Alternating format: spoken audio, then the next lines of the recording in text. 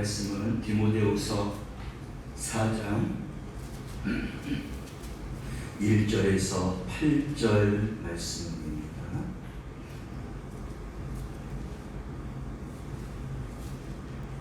디모데후서 4장 1절에서 8절 말씀입니다. 함께 말씀을 봉독합니다.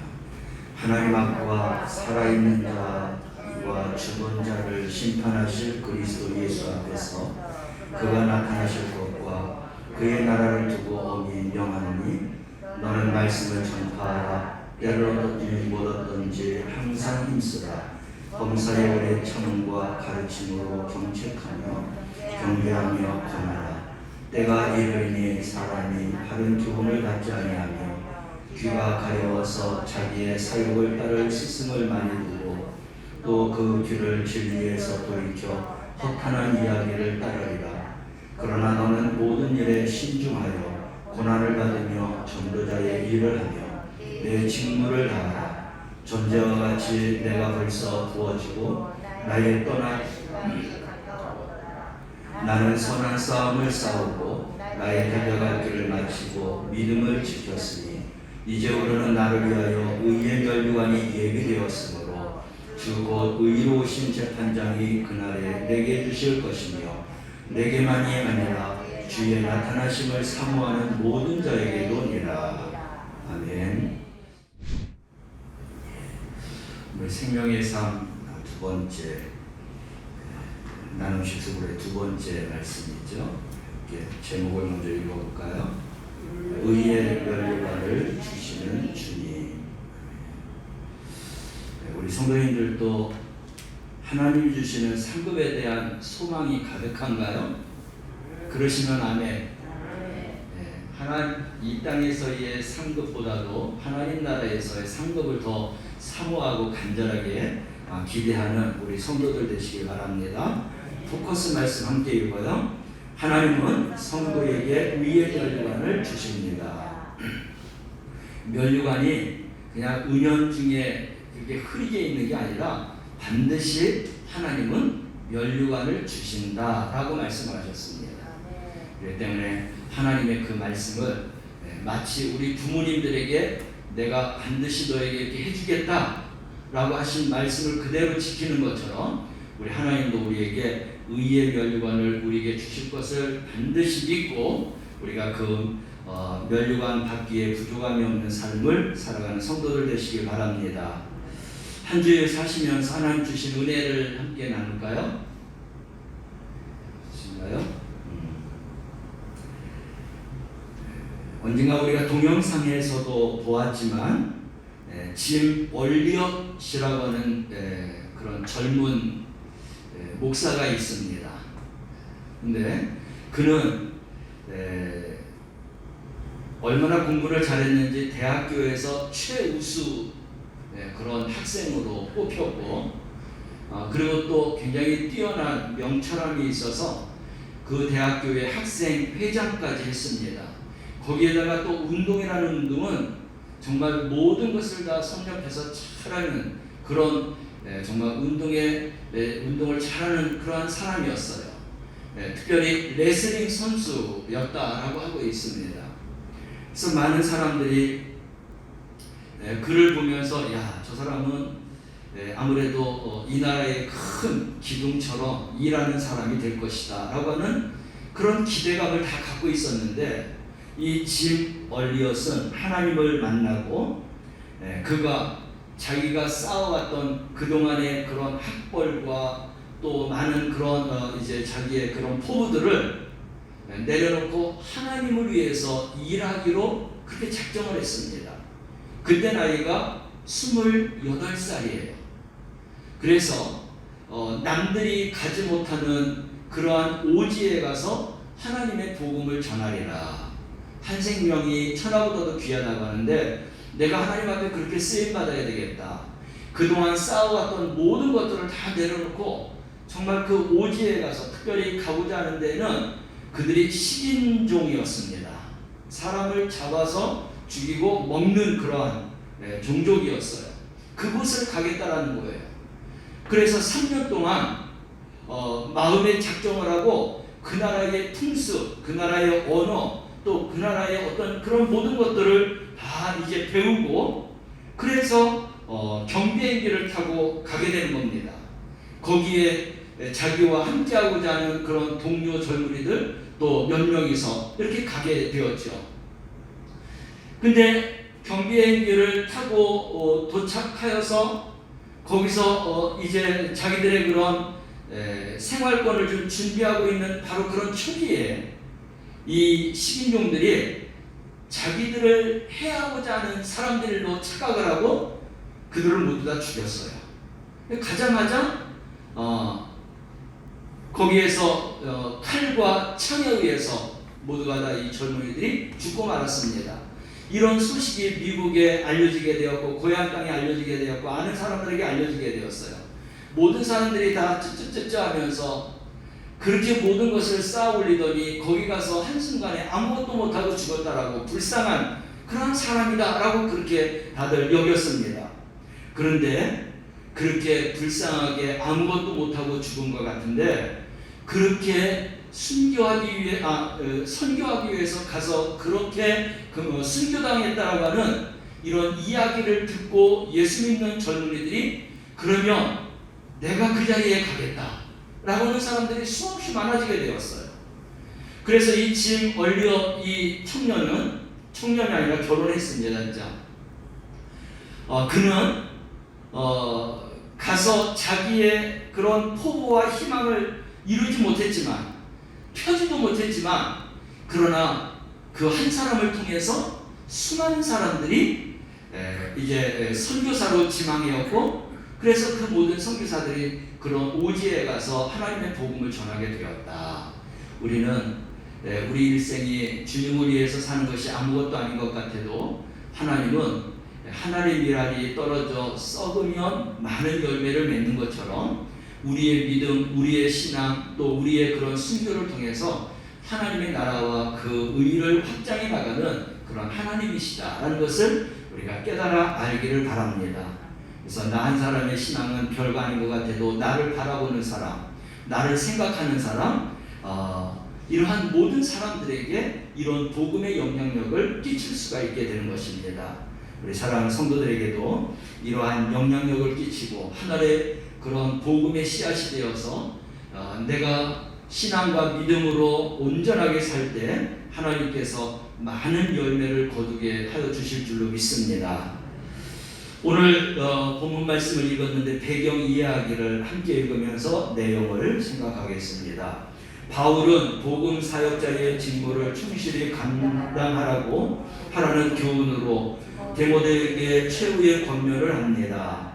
때를 어떤지 못 어떤지 항상 말씀을 전파하라고 합니다.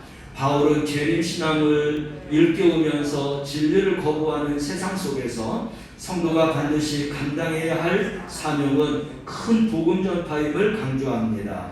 바울이 복음 전파에 대해서 디모데에게 엄중히 명령하는 이유는 예수님의 재림, 그가 나타나실 것과 그로 인해 완성될 하나님의 나라, 그의 나라를 두고 때문입니다. 다시 오실 예수님은 하나님 나라의 완성은 복음의 핵심 가치이며 복음 전파의 사역의 구심점입니다. 아멘. 이 디모데후서를 보면 내용이 어떤 내용이냐면 말세의 타락상에 대해서 나오는 말씀이 있습니다. 그리고 이단에 대한 경계가 있어요. 그리고 이제 오늘 우리가 본문 말씀 읽은 대로 복음 전파를 위해서 어떻게 바울이 살아왔느냐, 그리고 디모데가 앞으로 어떻게 살아가야 되느냐, 디모데가 또 다른 사람들에게 이 복음을 전해서 복음을 받은 사람들이 어떻게 살아가야 되느냐라고 하는 내용이 오늘 본문의 내용이 되겠습니다. 여러분, 이 전에 우리가 돌아가지 않지만 지금 말세 중에 말세 지말이라고 합니다. 우리는 세상과 환경에 너무나 큰 영향력을 받아요. 그래서 하나님을 믿는 그 일에도 환경 때문에, 상황 때문에 우리가 하나님을 믿는 일에 영향을 받습니다. 우리는 그런 영향을 받지 말아야 되는 것입니다. 뿐만 아니라 이단들이 얼마나 많이 우후죽순처럼 일어나는지 몰라요.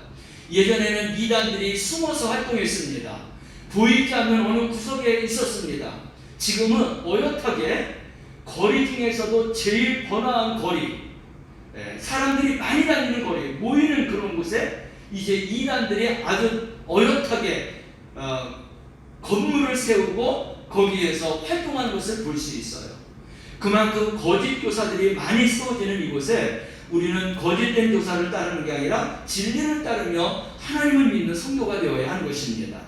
그리고 이제 이 복음에 대해서는 어떻게 해야 되느냐? 오늘 바울이 디모데가 가르치는 모든 사람들에게 이렇게 복음을 전하며 살아야 된다. 내가 지금까지 이렇게 살아왔다. 너희들도 그와 같이 살아. 그래서 하나님 나라에서 정말 내가 의의 면류관을 받을 소망을 갖고 있는데 바로 디모데뿐만 아니라 복음을 전하고 복음을 받고 복음을 전하는 자들에게도 동일하게 의의 면류관 받기를 소망하면서 오늘 이렇게 힘있게 디모데에게 편지를 써서 보내는 그런 내용이 되겠습니다.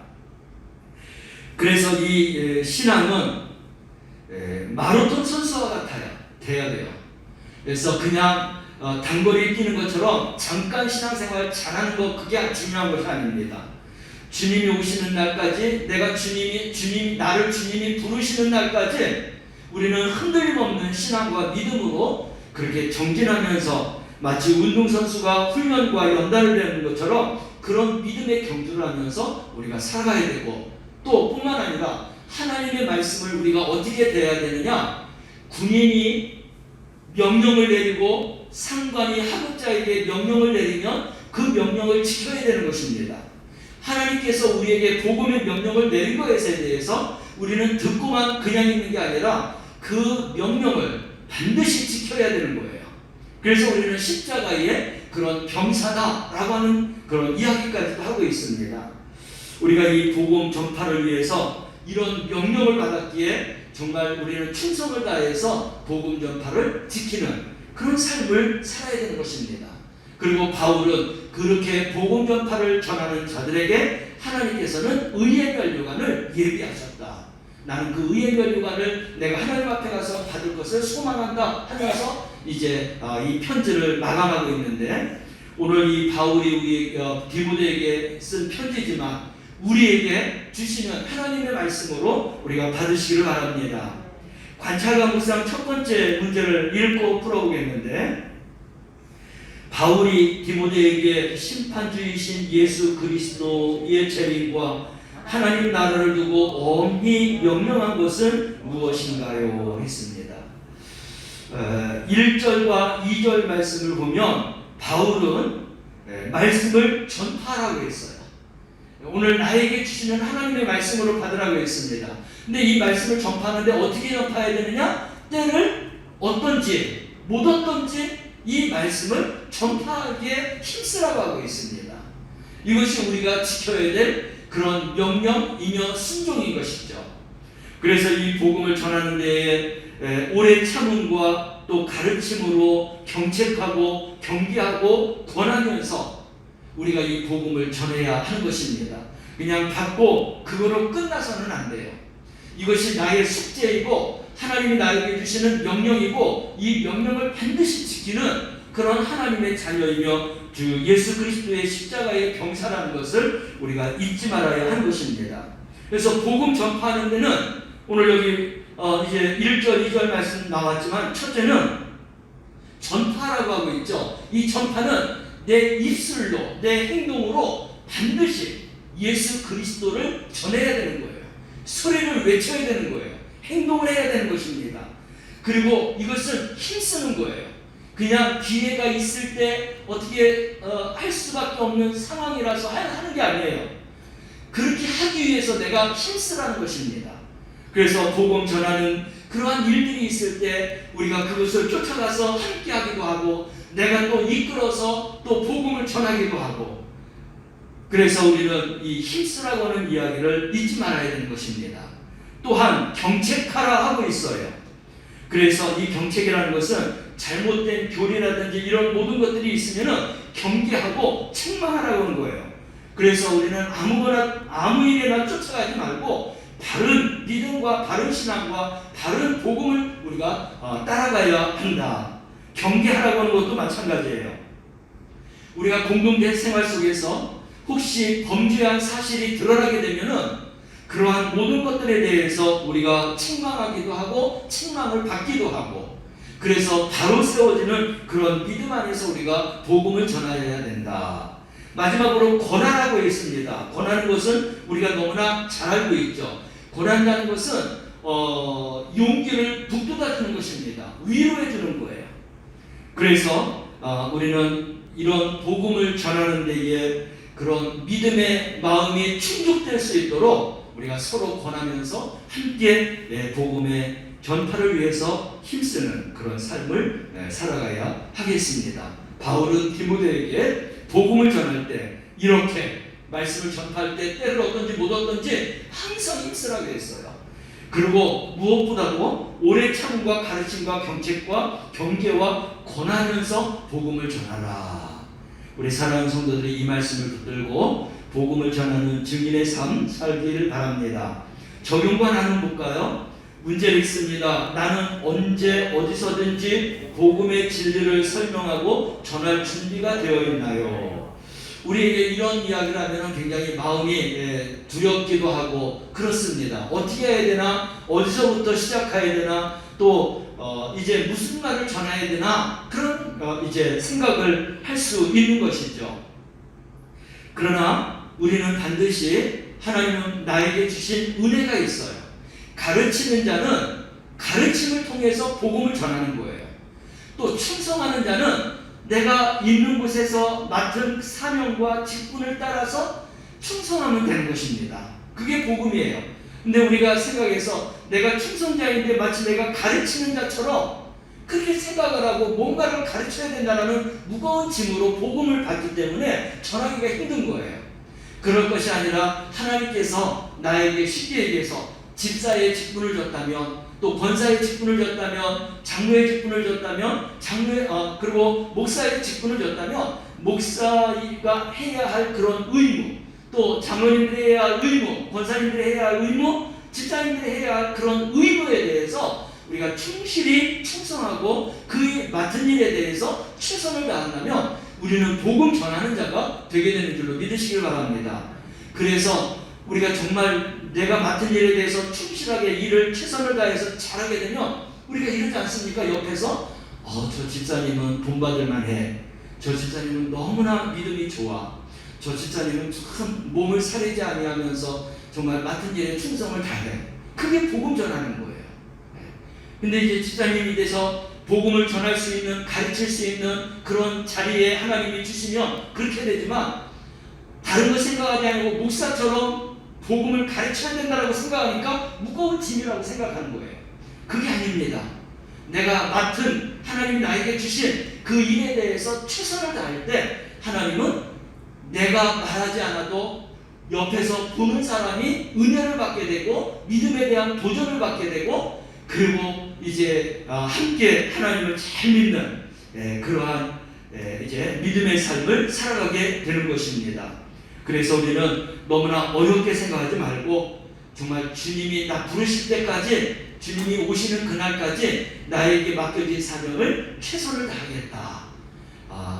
그리고 내가 자랑하는 것은 아니지만 그래도 하나님이 내려다보실 때에 부끄럽지 아니하고 하나님이 고개를 끄덕끄덕하면서 역시 너는 내 사람이야, 내 자녀야, 정말 너에게 사명과 직분을 내가 잘 줬어. 그렇게 우리 하나님께서 마음으로 그렇게 기뻐하시며 인정하시는 그런 우리 하나님, 그리고 주변 사람들도 정말 권사님답다, 집사님답다, 장로님답다라고 하는 그런 정말 말을 하면서 그들에게 믿음에 대한 소망을 줄 수 있는 그러한 이제 충성함을 통해서 복음을 전하는 우리 성도들이 되시기를 바랍니다.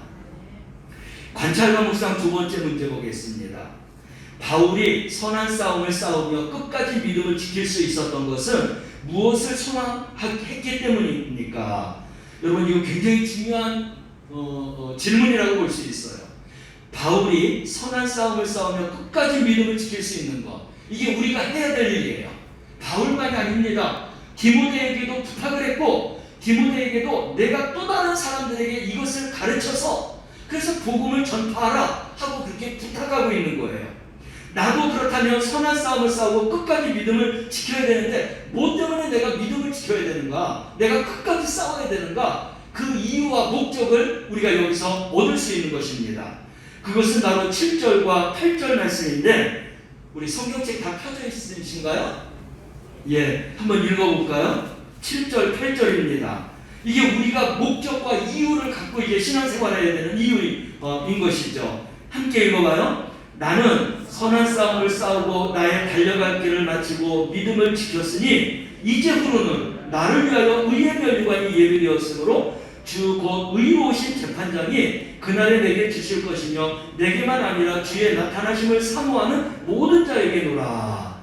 이 의의 면류관은 누구에게 준다고요? 나에게만 아니라 이 모든 것을 이제 주시고자 하는, 그래서 그것을 사모하는 모든 자들에게도 동일하게 의의 면류관을 주시겠다라고 전하고 있어요.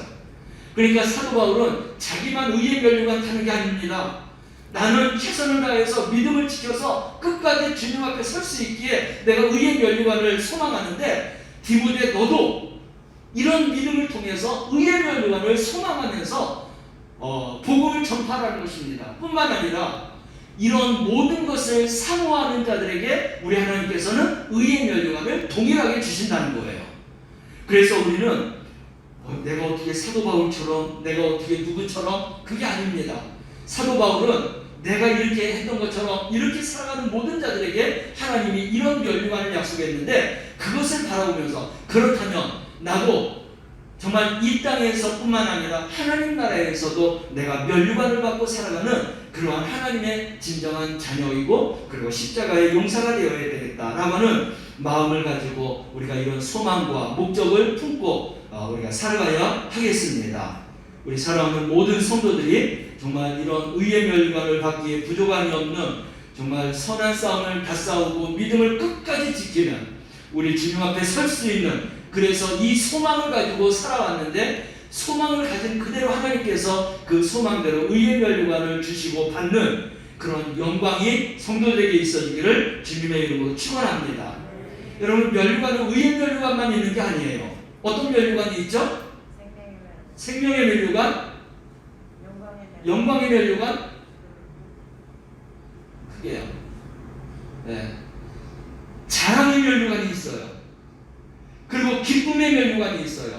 소망의 면류관이 있어요. 그리고 금면류관이 있어요. 또 영화로울 면류관이 있어요. 썩지 않을 면류관이 있고요. 예수님이 쓰셨던 가시 면류관이 있어요. 이렇게 지금 제가 알고 있는 건 9가지예요. 또 다른 면류관이 있겠죠. 근데 이 면류관이 다 똑같다고 하느냐? 아니잖아요. 내가 충성한 것만큼, 내가 하나님 앞에 봉사하고 맡겨진 사명을 감당한 것만큼 면류관의 크기와 빛나는 것과 그 영광이 다 제각기 다르다라고 이야기하고 있어요. 저는 처음에 면류관이 하나인 줄 알았어요. 그런데 이제 이런 면류관을 보고 온 많은 그런 간증자들이 이야기하는 것을 보니까 또 오늘 의의 면류관이지만 이 의의 면류관도 하나님 앞에 얼마만큼 그런 복음 전파를 위해서 그렇게 충성했느냐에 따라서 면류관도 조그만 게 있고 큰 게 있고 더 많이 빛나는 게 있고 조금 빛나는 게 있고 더 영광스러운 면류관이 있고 그렇지 못한 면류관들이 있다는 거예요. 내가 살아온 것만큼 마치 심은 대로 거두게 하시는 것, 행한 대로 갚아주시는 그런 하나님. 그래서 하나님 나라에서는 우리가 부족함이 없고 그리고 시기와 질투가 없는 거예요. 마땅히 내가 받아야 될 그것을 내가 받았기에 우리는 만족하게 되는 것이죠. 하나님께서 우리에게 얼마나 이런 면류관을 주시기 위해서 많은 것을 준비했습니까? 근데 우리는 이런 면류관을 잊어버리고 신앙생활이 어렵고 힘들고 라고 생각하고 말하시는 분들이 있어요. 근데 면류관 생각하면 죽음도 결코 손해나는 게 아니에요. 그 죽음은 일생의 그런 죽음이지만 우리의 그런 영체의 그런 이제 몸은 영원한 면류관을 받는 그런 영광 가운데 살아간다는 것입니다. 이러한 믿음을 우리가 갖고 살아가야 하겠습니다. 적용과 나눈 두 번째 문제를 보겠습니다. 주님이 내게 주시려고 의의 면류관을 예배해 놓으셨음을 믿을 때 사명을 감당하는 내 태도는 어떻게 달라질까요? 이미 우리가 다 이제 말씀을 드렸어요. 가장 기본이 되는 거, 오늘 여기도 나오지만 다음 문제 답으로 넘어가 볼까요? 첫째는 우리는 조건 없는 하나님의 은혜, 구원을 받았어요. 우리가 이 구원의 은혜를 먼저 반드시 생각해야 돼요. 죽을 수밖에 없고 심판받을 수밖에 없고 그리고 멸망받을 수밖에 없는 이 존재를 예수 그리스도의 그런 십자가의 은혜로 우리를 구원해 주셨다라는 이런 은혜를 먼저 우리가 생각해야 되는 것. 그리고는 성령 하나님의 견인을 위해서 우리가 거룩하게 되는 것. 우리가 경건한 자로 살아가기 위해서 하나님의 말씀을 붙들고 살아가는 거예요. 붙들고 살아간다는 것은 말씀을 지키고 순종한다는 것입니다. 나는 말씀대로 살아가리라.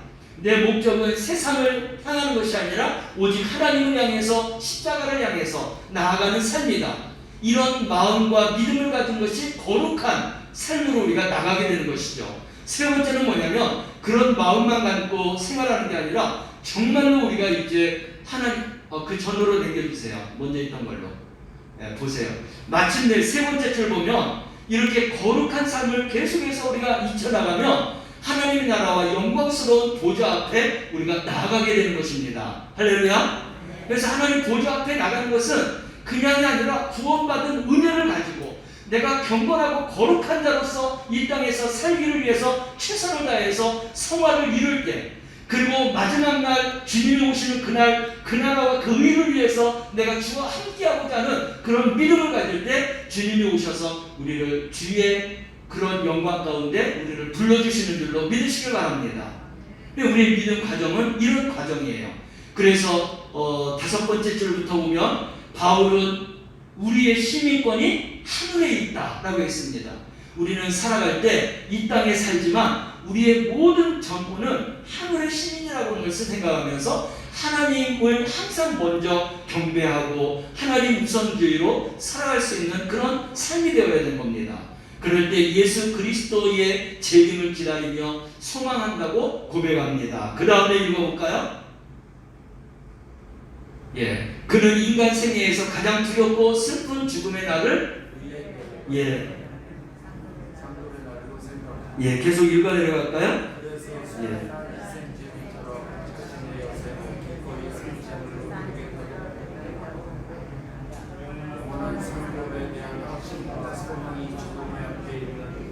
용기와 희망을 주는 것입니다. 여기서 보세요. 하나님을 믿지 않는 사람은 이제 그 앞에 가서 후회합니다. 어떤 후회를 하냐면 바로 이 전으로 넘어가 보세요.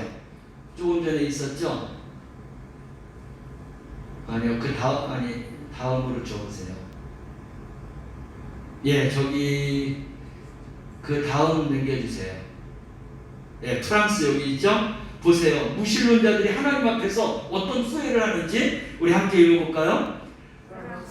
무신론자 볼테르도 나는 하나님과 인간으로부터 버림받았구나. 지옥으로 가게 될 것이다 라고 소리쳤습니다. 하나님과 함께 경건하고 거룩한 삶을 살지 못해서 심판받을 때에 하나님의 그런 보좌 앞으로 나가지 못하죠. 그 심판대 앞에서 무신론자들, 정말 믿음 없이 살았던 사람들은 이 후회를 반드시 한다는 거예요. 어떤 후회라고 했어요? 나는 하나님과 인간으로부터 버림받았구나. 사실은 자기가 이 땅을 살면서 하나님을 버린 자죠. 하나님 앞에서 그러니까 버림받게 되는 겁니다. 그리고는 자기가 어디로 가느냐? 지옥으로 가게 된다는 거예요. 그때서야 후회하는데 우리가 그런 신앙을 가져서는 안 되겠습니다. 지금 하나님과 함께 천국 생활하며 주님이 오시는 그날 정말 천국에 임할 수 있는 그런 성도들이 되시길 바랍니다. 그래서 그 다음 읽어보겠습니다. 주님의 날을 기대하며 선한 싸움을 싸우고 달려갈 길을 마치며 믿음을 지켰다라고 선포하는 바울의 고백이 우리의 고백이 되기를 간절히 소망합니다. 그래서 면류관을 잊지 않으면 바울이 가졌던 이런 선한 싸움과 믿음을 지키는 것 끝까지 주님 앞에 나아가는 그런 믿음을 가지고 소망하면서 우리가 신앙생활할 수 있게 되는 것입니다. 말씀 나중에 읽으면서 오늘 말씀을 정리해 보겠습니다. 인생의 끝에 선 바울의 고백은 타인을 향한 권명과 자신의 지난 삶에 대한 회고를 구분합니다. 바울은 이 둘을 말씀을 전파하라는 명령으로 묶습니다. 바울이 죽는 날까지 싸운 선한 싸움은 복음을 전하는 것입니다. 그것으로 인해 그는 의의 면류관을 얻게 될 것을 확신합니다. 본문은 결국 디모데뿐만 아니라 믿음의 후손들에게 자신이 했던 일을 계속하라고 부탁하는 유언입니다. 이는 바울이 아니라 예수님이 먼저 남기신 유언입니다. 오직 성령이 너희에게 임하시면 너희가 권능을 받고 예루살렘과 유다와 사마리아와 땅끝까지 이르러 내 증인이 되리라 하시니라. 아멘. 복음을 위해서 우리가 성령의 충만함을 가지고 바울이 그렇게 믿음으로 살았던 것처럼 우리도 살아서 주 앞에 설 때에 의의 면류관을 받는 우리 성도들이 되시기를 주님의 이름으로 축원합니다.